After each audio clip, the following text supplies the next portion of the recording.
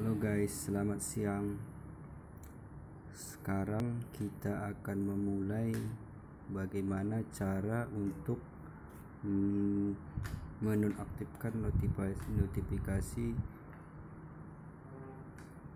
WhatsApp untuk selamanya. Pertama-tama, mari kita buka aplikasi WhatsApp. Kemudian kita klik satu nama atau grup WA. Kemudian kita buka titik 3 di pojok kanan atas. Kemudian tekan bisukan notifikasi.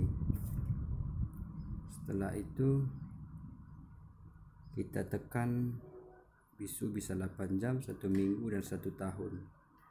Karena bisa pula kita tidak menampilkan notifikasi. Kemudian oke. Itu nanti dia tidak akan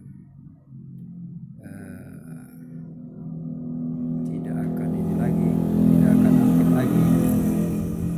Ya. Begini. Oke. Bisa kalau grup begini, bisa juga lainnya.